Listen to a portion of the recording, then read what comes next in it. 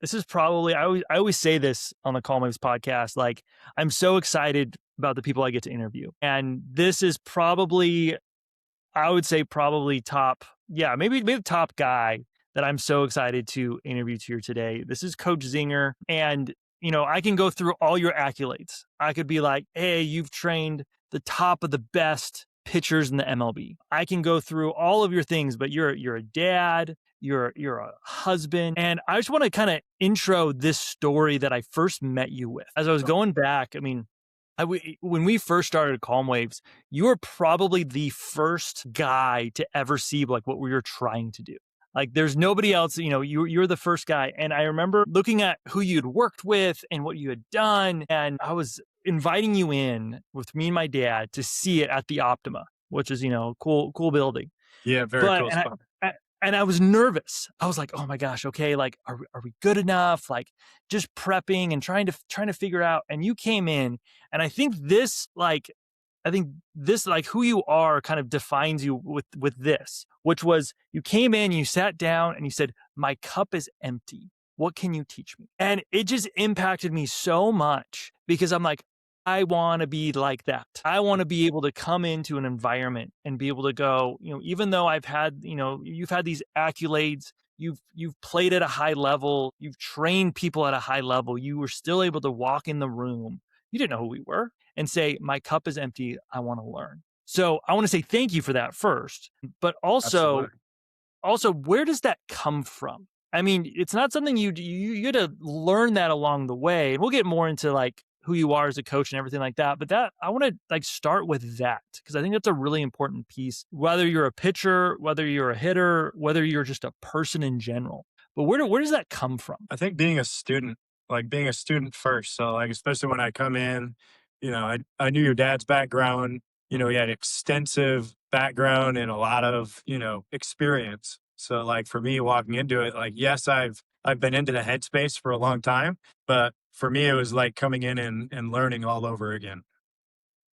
And I think like for me from even on a pitch to pitch basis where it's like, if we can make each pitch a new game, if we can clear it, if we can remove the noise, the emotional attachment to, good pitch, bad pitch, outcome, whatever you want to call it. And, just being present. And I think when I'm present, it's like my cup is empty versus if I walk in there and I think I have expectation or I have, whatever, like I feel like it ruins the experience for me. And pretty much anything I've learned kind of the hard way. So I think that was different than maybe my original nature, where it's like sometimes, especially, as athletes, it's like we have to fake it till we make it or like act like we're, whatever in charge or whatever. And it's like, I think a lot of times when I come in and it's more the other way, then I take in a lot more and I can absorb it. And then from there I can filter it. And yeah, I mean, I love that because I think we can always come in with preconceived ideas. And I love how you just said like pitch to pitch. That's actually another thing because I'm remembering, we were just talking about before the episode. I'm remembering all these things that as I was around you, I like took away and I was like, that's interesting. That's different. Especially from a mindset standpoint, you really teach too. And again, if I'm wrong with this, let me know. You can correct me on this. But no reaction after a bad pitch. Yep. So act as if, we call it. So act as if the ball went exactly where you wanted it to, which is hard sometimes, but especially for the kids in practice, let's say they're just throwing a bullpen and sometimes you'll hear kids come in and they'll throw a pitch and like, oh, that's getting smashed. And it's like, well, how about if he swung it? Or how about if he popped it up? Or how about, it's just shifting the mindset. I think generally the outcome can be tough sometimes in baseball and it's very humbling, which is a beautiful thing. But at the same time, it's like being able to take that silver lining and kind of flip it where it's like, maybe he fouled it off. And no matter what, I'm going to act like I threw it there on purpose because then I can pitch off it. I think good pitchers pitch off their mistakes. It's not that they hit every spot.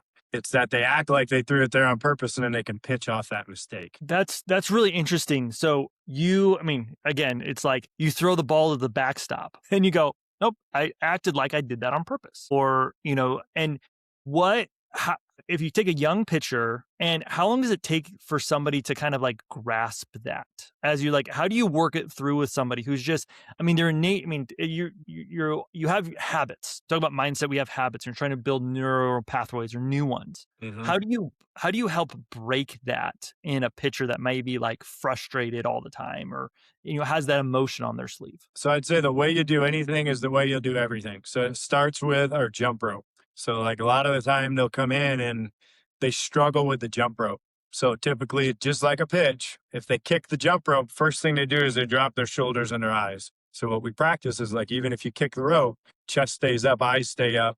I did it on purpose, and then go right back to it, and just kind of reprogramming that feedback instead of like a failure loop. It's a feedback loop.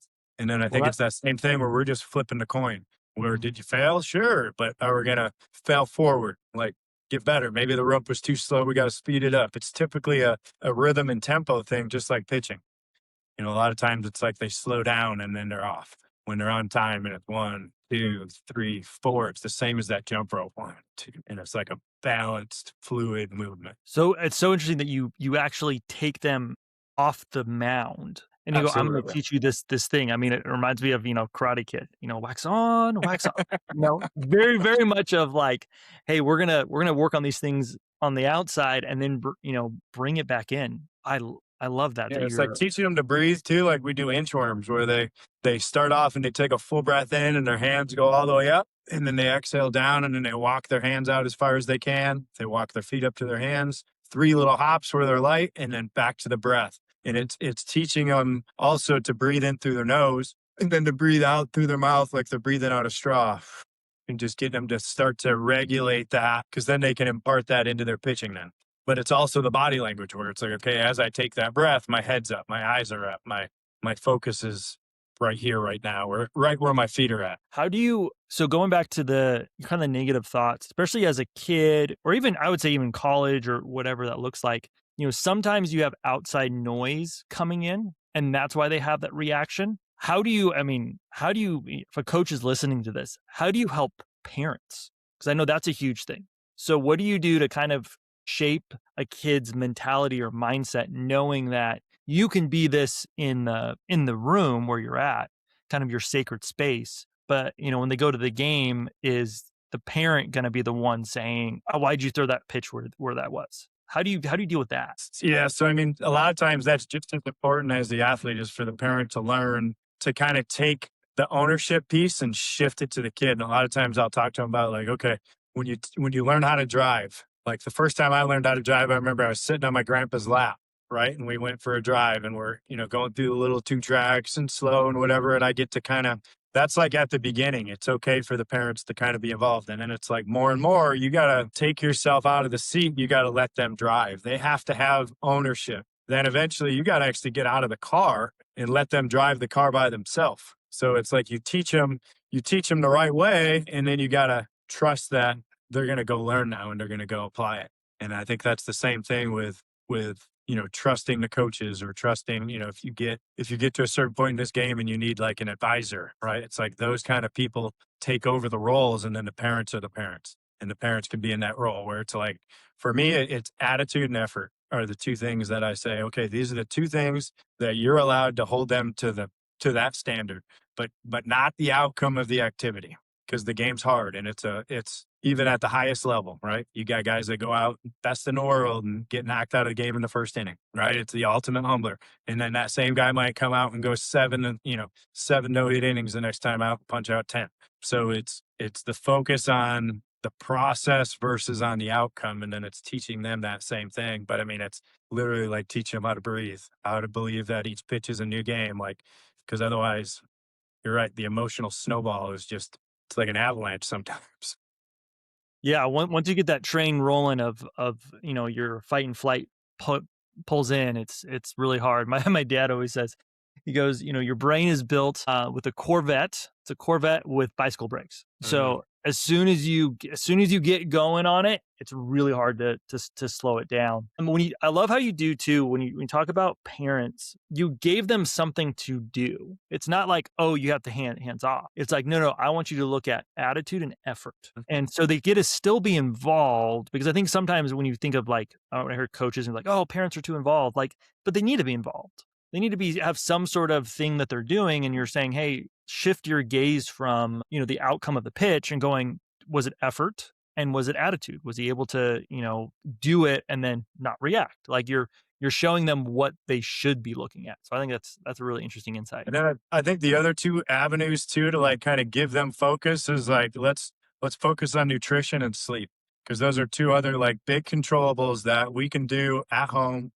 Typically it's the screen time, shut off the phone at least an hour before you go to sleep. I like the red glasses. A lot of times with the screens, I wear the red glasses, especially after the sun goes down. But like teaching about like a circadian rhythm and then with the parents, like, okay, let's make sure they're hydrating and they're eating well and we're giving them a chance to recover versus like, you know, going to McDonald's after the game or something like that. It's like let's make a better choice in that area. And once again, that's something they can control.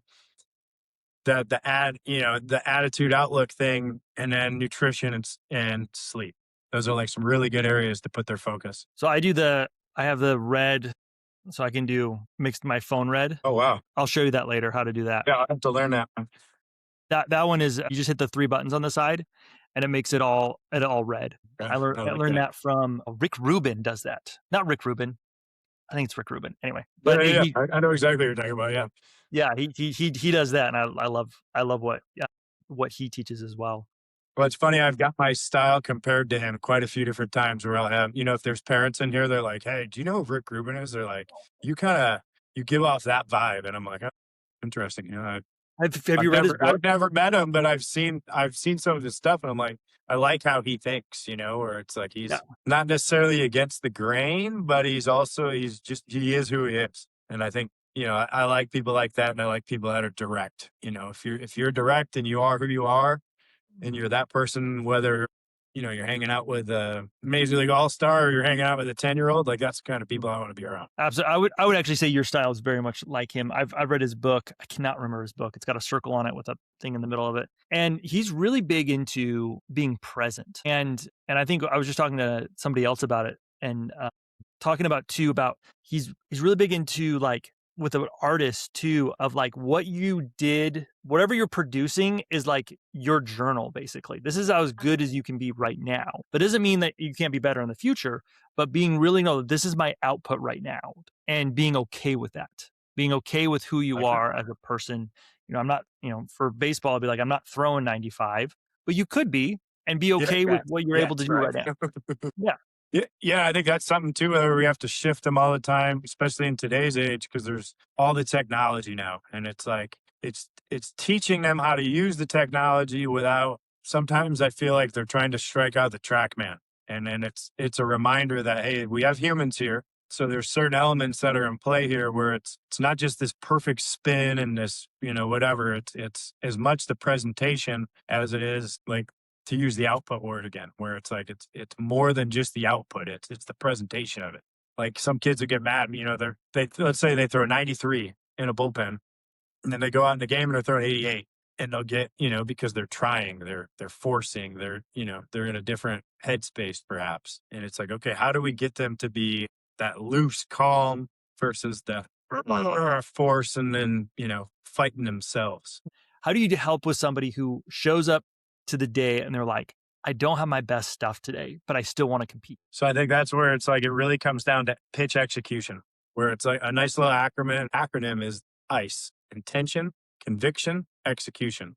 And it's like that's the mode where we go to, or we go to what we call glove hitter mode versus, we can, let's say we're in a bullpen situation and we're focused, we can either be focused over the rubber, where let's say we're focusing on feeling something or a new pitch or something along the lines of a feeling. In a game, we have to shift to external focus. So external focus is like the glove, the execution of the pitch versus in practice. Sometimes we want to make it where we're over the rubber. So a lot of times I'll just pull in a net and put it close so the outcome of the pitch is irrelevant and they can create a feeling. And it's like, okay, now let's take that and we go external. So I think on that given day where a guy's out there and he feels like he's got less than his best stuff, it's let's keep focusing on the external and being present. And then sometimes things just line up out there. Like I'll always remember I got a chance to work around Tom House when I was a kid, so like high school, college. And he always told this story about Nolan Ryan's sixth no hitter and his story, and he kind of talks in that Texas accent like he's Nolan Ryan, and he's warming up in the pen and he's just spraying the ball all over the place, right? And finally finishes the warm up, flips in the ball, and he's like, "Well, if I ain't got it by now, I ain't gonna get it." Right? Walks down to walks down to the dugout, gets his towel, his water, whatever, goes out there, strikes out the side in the first inning, comes back in, Tom goes up to him, check out, what happened out there? And he goes, well, things just lined up out there. And it's like, it's one of those lessons though, too, where it's like never put too much focus on how you feel in the bullpen. Because when you go out in the game, it could be, it's going to be different. In fact, a lot of times when guys feel too good in the bullpen, that's where they go out and they try to do too much in the game instead of like if they're whatever, sore from the last outing or a lift or whatever. And it's like sometimes the days where you're a little bit off are the days where you go out there and it just really lines up.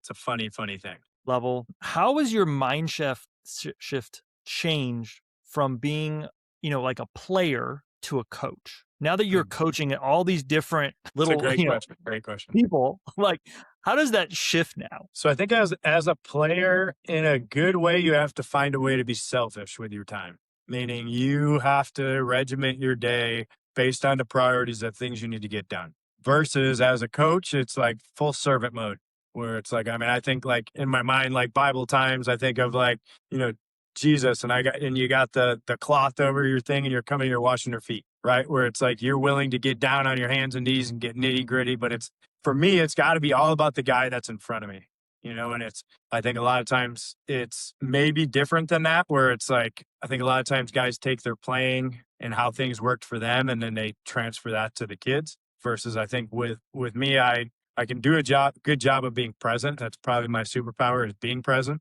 And it's like, whether I have a 10-year-old who's just starting or I have, Cy Young Award winner, the amount of energy and being present with them is the same. So I think it's a shift of me, get what I need to get, and then from there it shifts to like whoever's in front of me and trying to give them my best effort. Do you think I know you have the people can develop superpowers. And I think you do it really, really well of, as you said, like whoever's in front of you. Do you put parameters around your day so that you can execute on those things? Yeah. So my business partner, John, does a great job of that. But basically through my scheduling, it keeps the right amount of guys coming in. So we have a cap. Right now we're full. So like we have as many guys as we can handle because for me, it's important that I can give them that full attention. For that cap, did you have to like kind of stress test that over time of like going like, ooh, that was a little way overdone it. Oh yeah. Yeah. Because okay. there's times where I'm doing 14, 15-hour days. I'll start at 7 a.m. with my first group, which means I'm getting there at 6:30 at the latest, and then my last guy is like 9 to 10 p.m. So like what I kind of found, I was still able to, because I love what I do and it just fuels me and drives me. But I would hit points where it was like my body would just shut down. And it was like, okay, so now I need to listen. John tries to keep me under around 8 hours a day, which anybody that knows me, like if I'm not here, I'm probably still, answering text or studying video or watching one of my guys on TV. But yeah, we've found a pretty good balance here. I think a big thing for me too is I need to work out. I need to come in and do the things that I'm teaching because I kind of look at it like a martial arts studio where you'd never want to walk into a martial arts studio if that guy could not kick your butt, right? Like if you walked in there and it was like some whatever out of shape something versus like if you walked in there and you're like, you can see it, you can feel it, you can touch it, and it's like that's why I still throw any of the protocols that I do with guys. I test myself because I feel like if I'm going to walk my talk, it makes it more contagious, more guys want to buy in because they're like, they see it, they can feel it, they can touch it, it's like an experience. Yeah. I think that's a great approach to be able to actually like do what you teach as well. Have you seen as you've gotten a little bit older that you're a little bit more sore? Because if you still throw. So That we've been doing some BFR training here, which is a whole nother conversation, but it's crazy. But it literally, like, my arm is rubber. It's as rubber as it's ever been. In fact, the last time I went out and competed, I threw a 9 inning complete game. And I looked back and it was my first 9 inning complete game of my life at 46. Cause I was more of a closer and late inning reliever in pro ball. In college I started, but a lot of times, if I had a CG, it was maybe a doubleheader that was a 7 inning game. But it's kind of crazy what the youth that it's put back in my arm. It's crazy. you're gonna go out and try to get on a team again? Why not? If it's put in my path, for sure. It's just, I think it's a matter of the opportunity. Right now I'm in such a spot of being able to serve the guys underneath me where it's like, but I think at the same time, anytime I've gone and played, like, guys have just fed off it, so it's been fun to just keep it ready. I throw live at bats in here a lot. So Do you feel like, I mean, I think going back to the shifting mentality from athlete to coach, but do you still feel like you train like an athlete, but just differently? Because you said you're taking care of your body, you're taking care of yeah. your stuff, but you're like, hey, I do need to do these things that are non-negotiables. Yeah, so I think I'm a lot more in tune with what my body needs versus, like, in the past, it was like I would just do, like, something that was hard versus now I still challenge it, but I know the things I need, as far as, like, getting my body at length, a lot of, like, isometric type of stuff and stability stuff. And then, you got to sprint. If you're going to throw fast, you got to sprint. So some of that kind of stuff where it's, I think, more longevity based versus in the past, it was more, just strength and power, so now it's working a little smarter. As my dad would say, it's using your brain and not your train. So I always remember when I was a kid, he'd be like, Jonathan, remember, use your brain, not your train. Cause it's like, I'd sit there and just bang my head into a wall doing something. And it was like, take a second, get smart here. That's awesome. So one of the other things, and I think that's where we connected on, was really about calmness and being present. And you said that calmness is a superpower at one point. And why do you think that way? Why do you think that, even within an athlete standpoint, why is calmness like a superpower? Because I think it allows you to have access to your full, especially as a pitcher, your full throw, like your best efforts when you're calm, you're loose, you're present, you're focused. Kind of all those things just kind of pull you in, especially for baseball. It's like that, just for a flash in time. The pitch happens in around 1 second. So it's like that flash, that lightning bolt of energy when there's no external noise. You watch that Kevin Costner movie where for love of the game, and he's out there and he's like, clear the mechanism. And it's like, that's that. It just goes right there for that flash. So, like, a lot of times it's even with simple box press, we'll do things where they focus and they can feel that amount of focus for just small amount of time and then let go of it. Versus, I think, even myself when I was younger, it was like you felt like you had to be focused for like this large amount of time. Versus, I think you notice that the really good ones, they're just there for a second and then they're able to let go of whatever happened. And it's like zero emotional attachment to the previous pitch. And when you can get there, you got practice that, but when you can get there, that's when you see guys go out there and do things they've never done before. And you're like, wow, I made that clutch 3-2 pitch. I took that nice big breath. I was calm and present. And wow, did you see that? It's like when you can surprise yourself, that's when it's fun. What do you do with somebody who, because when we talk about like being calm, some people will say that that's like not being competitive. That's not, because you have some guys who want to be like revved up and they're like, I just want to go out and throw. That's where I feel the best. I'm like competitive. I need to have that emotion behind it. So how do you have that conversation with somebody in the terms of like, and we talk about like peak performance, how do you, yeah, where do you fall into that kind of conversation? So I think that's awesome because I think it's a sliding scale for each guy, and how they use their breath is different for different guys too. Like sometimes really loose bodied guys need to use their breath to create some tension. So they might be more of somebody that kind of holds their breath more through their throw. Other guys are more going to let their breath go with the throw.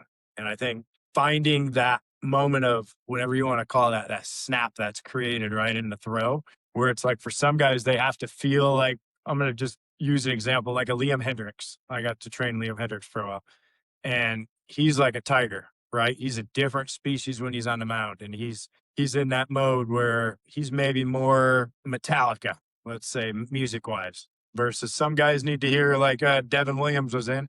Devin Williams liked Bob Marley, so like a lot of times I like to ask guys, what do they want for music? Trevor McGill, another guy that's a Metallica guy, right? And then for younger kids, typically when we're teaching it, it's like finding the balance between, okay, maybe your delivery starts as Mozart and then it builds to Metallica at the end, where it's like you're finding that point where if in theory the body can only move its fastest one time.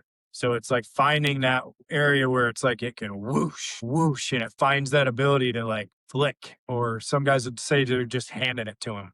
And that's the feeling they feel when they're calm and loose versus like when they maybe are tense and they feel like they're kind of like this. So it's like even a Liam Hendricks would have a calmness before the storm where he's loose through his motion and then he creates the thunder. Hendrix is a great guy to talk about because I've heard his audio on a couple of occasions, and he does have emotion. I mean, he does. I Yeah, mean, yeah. How do you? I mean, for him, but you talk about the calmness too, where it's like a part of. You don't want to ever take away like someone's personality, I guess. for Of, sure.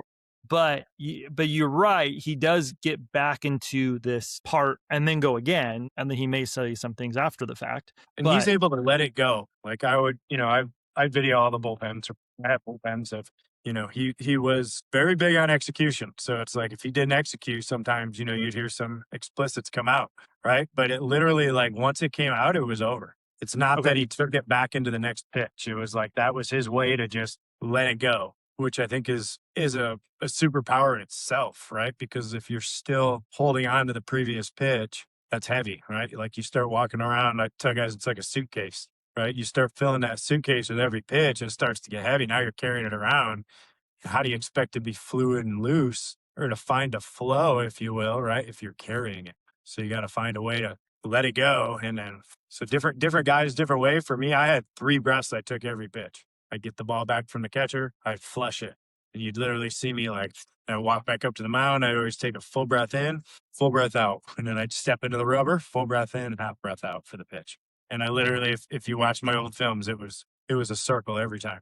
But it took me years to do. I think I was probably about 26, 27 years old. And I started to develop that routine. And then I used it for the next 8 years of my career. But like even now when I throw, it's the same thing, like when I get it back. So it's just like a flush in a way to kind of do this thing. I think I've heard that before with, I think it was this Tiger Woods or something. He would give himself like Yep. 5 steps to be frustrated, and then he'd let it go. It was kind of like that was his little box. So when you say, I mean, going back to like the first conversation about, you throw a bad pitch, do it. Your big thing would be more of like releasing it and then not bringing it to the next. Correct. Like whatever that looks like, of like, no, you want to show that you meant to do that. Like you're training somebody to not have that emotion. But if someone's able to go, yep, you cannot take that back, because that's like the most important thing, is to go, okay, this is a new pitch, clear the mechanism. And You I'd say know, too, like if I'm videoing them from the side and we'll go and watch at the end, is like, can you see the pitches that you executed versus the pitches you missed on without seeing the outcome? Can I see it? And then it's like, just remember, every guy in the other dugout sees it, and then every guy that's on the field behind you sees it. So it's like they are feeding off of your energy. And then it's the same thing with the pitcher catcher relationship, where it's like, if you miss your spot, is he get pissed back there, or is he acting the part too, where it's like act like he threw it there on purpose instead of showing him up and then making this contagious, bad flow start. Let's flush it. Ball goes back to him and it's new pitch. I think it's so interesting you talk about the catcher too, because when I watch baseball today, it's really, I mean, you can see just the body language of a catcher just trying to either pull at the best of somebody. They're not catching it and going, oh my gosh, back, ball in the I dirt. love the guys that do this kind of stuff back there where it's like they pound their glove or like you make a good pitch and they're like, yeah, and then sometimes they fire it back quick, and it's like you could feed off of that.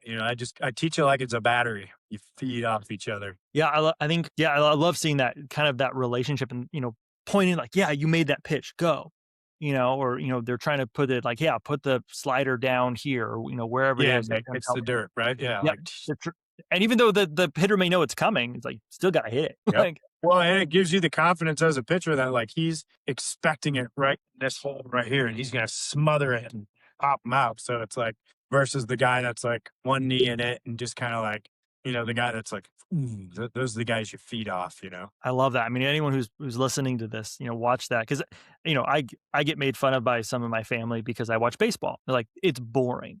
And I go, "Man, you gotta see this, like, dance that's going on between, And in between pitches, right? It's like the quiet time in between is the part that, watching the game, that's the secret sauce, right? Where it's like you see the batter step out and he's breathing on his bat. It's like, why is he doing that? It's like, because he wants to be focused. He wants to be present. He wants to be right here where all that noise out there goes away. The thoughts about how do I swing? It's not how do I swing. Or as a pitcher, it's not how do I throw a good pitch? It needs to be what does a good pitch look like here? What does it look like? Instead of well, how do I throw it? Maybe I get this here, and it's like now out here. what would you say, um, to a young player or a young or parent, like, when you like, kind of like a foundational piece, if you were to say, what someone comes in, they go, "Hey, how do I help with this calmness factor?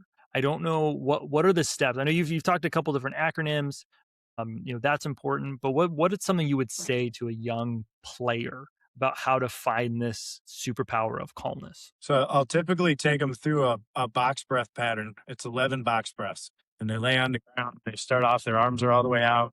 They inhale, and they're counting, and then they hold for that same count, and then they exhale. They close their eyes, and then the same thing on the ground, and then they open again, and they go through, and it's the pinky all the way to the thumb, and then it's all of them together, and then it's the thumb back to the pinky. And typically after that, those 11 rounds, it's almost like you hypnotized them and you just took them down a level. And we do that with our camps. And it's amazing. I mean, you can take 8, 9, 10, 11 year olds, right, on the floor, bring them through it. I usually walk them through the first 5, and then I have them take the last 6 on their own. And then by the time they're done, a lot of the kids, that will come back for the next camp, that's their favorite part, which is crazy because we do some pretty fun stuff, right? But it's like, I think for the kids, they feel what it feels like to be calm, and I think especially like if a kid's an empathetic kid and they feel, the stresses of home life or whatever's going on out there, the voices like we talked about, the outside stuff, all of a sudden they come in and they feel this this happy place, this presentness, and they're like, "Oh, what's your favorite thing we did today?" "Oh, the box press." "Cool. I thought it was pretty cool you learned how to throw your first curveball or changeup, but like I'm glad the breath stuff resonated with you." But I think it's really cool. You'll even see like sometimes if the parents hang around, you'll see them sitting there kind of going through it. And it's like you can just see like the whole room just like goes. One thing we've talked about, I mean, something calm waves we've been trying to build out. I did kind of an assessment of like what have we been helpful at? Like we've helped with some athletes, we've helped with, like the in El Salvador, we've helped with some people with trauma and all these different things. And, the thing that we came back with of like what are we good at? And it's regulating first. And I think you teach that. I mean, that's what you teach is this you regulate. If you can regulate the body first, whatever you're doing will be better. Whether you're trying to throw a pitch or trying to process trauma. That's what we've seen in this idea of regulating your body. So I think it's so cool that you do this. I mean, when we walked in, into your facility, you have this, space where they have to kind of, take some time before they enter into the field. And we'll kind of wrap this up because I know we could talk for forever. But like, where did you get that? Like, was it trial and error, or was it somebody who kind of just, really kind of focused on this as well? So I think I had some different people that kind of taught me some things along the way that trickled in or had like a ripple effect on everything. The first one was a guy, Dr. Matty Mitchell, that was a sports psychologist out in San Diego that really kind of brought me into this space the first time back in like early 2000s. I was between Michigan State and going to play pro ball, and it just everything changed for me. And then I had a couple martial arts coaches like Sifu. Patrick Curtis is one that's had a lot of influence on different ways to kind of apply the stuff. And then there was actually kind of funny, but it was way back in 2004, 2005, and I was doing my rehab, and there was this guy in the park, and he'd always kind of just sit there and watch me work out, like but from afar. It was interesting, and he was he was always like sitting in like, almost like a yoga type of a position. And he was just sitting there and watching.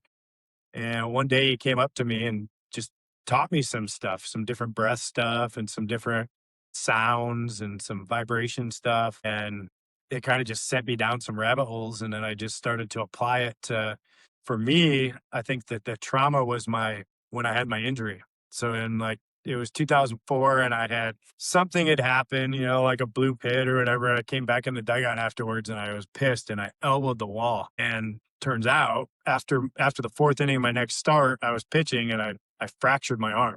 So I cracked off the tip of my elbow. And then I threw 12 more pitches after that. Long story short, I had 5 surgeons tell me I'd never play again. And there was just like a lot of things to process. Where it was like, whether it was, I had a lot of my identity wrapped up in baseball. And I think there was just a lot of things that I needed to learn how to let go of, So I think a lot of it was my faith. And then the other part was learning the applications of some of the breath stuff and, certain aspects of yoga, controlling my body and creating length versus like, I think a lot of times, a lot of the lifting type stuff, it was more like raw kind of strength instead of like easy strength that especially allowed me to help throwers where it's like, it was application of like breath body baseball stuff. And then the more I learned about the brain, from hanging out with you guys and I would say another guy too, that Dr. Sean Drake that's in town. He's got the Empowered Athlete, but he helped me with some good stuff, healing wise. And then kind of just like over the years, learning how to let go, let go of what could have been or should have been, or, all these things, that forgive myself for being a knucklehead and having a temper tantrum, cause it was like, for years, it was like compartmentalized more as like, oh, maybe I lifted too many weights or I needed to fix my throw. And it was like, if you boil it all down to it, it was the temper tantrum, right? It was the concrete wall won that battle. And that's a humbler, man. So it was like, I think that was a lot of it was I needed it myself to heal and to be able to give again. I needed to be able to let go of that because otherwise I think I could have been holding on to a lot of that, which would have affected how I can help. So it was almost like the cup emptying thing again to take it full circle. It was like my cup was full. And at times it was like boiling water in that cup. So it was like learning to partially diffuse it, but then also like letting it go, knowing there was more coming. There was more rewards coming for other types of work than maybe I had originally anticipated. Yeah, it's gotta be such a I mean, you said the wall incident of letting go of that is I mean, like you said, it's a trauma. Because it's a physical thing that happened to you, and then Self-induced. Yep. Yep. self-induced, and it was a moment. It wasn't, you didn't spend years hitting your elbow against something. It was whatever it was, and you lost it for a second, and it had, bigger effects, and so I think that could be, that one time in space where you're like, "Well, if I didn't do this, what would have happened?" And, Yep. being able to think about those types of things, but then it's so cool that you're able to now, your story now from that one moment is you're helping so many more people. And, I you can think look as at like a dad and husband too, I had to let that go because like if I was still carrying that, talk about a heavy load, right? Like that's a lot to carry, and it was like giving it up, giving myself some grace, and forgiving myself for being out of control in that moment. Like you said, that's a good way to say it. do you feel like I mean, I think in God's sovereignty and, in life or whatever that looks like, do you have I mean, that's part of the forgiveness part of it is regret, but do you see and it's easy to be like, "Well, that was a bad thing that happened, but look at all that's good that's happened." Like, in your life and, you're able to help a bunch of people, but do you still kinda look at that and be like, "Hey, I wonder what would have happened if I didn't have that?" I think I've came to peace with it, but I think part of it too is like I've continued to train and continue to do stuff like past what was supposed to be possible or whatever, So it was, yeah, I think it's something that I've came to peace with, but it still takes work where it's like there's definitely times where it's like you can, like your dad said, sometimes those breaks fail. So it's like, okay, getting back into, okay, present, breath, focus, let go, all the things that you teach, but then you need that reminder. But I think a lot of times too, as you're teaching it, if you're present, you are reminding yourself too. So it's like as you're getting to share and you're teaching, it's like it's almost like taking a bath in it. Like you're fully immersed. And then if 100%. and then if you're practicing it, it's more contagious or it's gonna work. Well, I think it's more vulnerable too, because I think you can I mean, because vulnerability can be used in a lot of different ways, but I think when you're teaching to and you're going, I'm on this journey with you. Like I'm, I still have my times of, regret or thinking like, oh no, I totally work past that. I'm no longer, yeah, I've totally this, but you're like, no, no, no, I still have that. I still have that, going back. I think that makes it more, especially you get probably with a pitcher where he blows up one day. You're watching him on the mound and he just loses it. You're not going, man, you should have be past this by now. You're going, no, I get it. Well, a lot of Like, times now it's like it's funny because it's you see that, it's almost like this reflection of like, oh man, I remember when I was there where it's like, I'm teaching my son how to drive right now. And it's like the same thing. It's like when you drive down the road, like if you anticipate everybody's going to drive great, you're in for a rough one, right? But if you know and you know the things to look for, it's like I was taught to be defensively aggressive, is the way my grandpa described it, where it's like anticipate they're going to do something.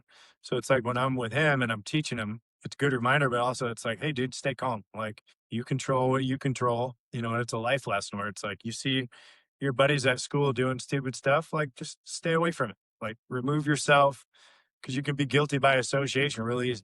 And it's like, okay, learn how to control what you can control. Attitude, outlook, preparation. It's more than just the game. It's the life thing too, where it's like, okay, so and so wasn't paying attention, they cut you off. Okay, wave and smile and move on instead of like racing them down or you hear all these things, but it's like learning how to apply that stuff to life. It's not just baseball. So it's like as a dad, like if I was in a different headspace, I'd probably be teaching something different, right? Versus like now I'm in this place where it's like, okay, I can actually help him kind of learn these things ahead of time, and then he knows what to look for. It's the same thing as teaching a pitcher. Like, hey, a guy yanks your fastball foul in the third base dugout. What's he doing?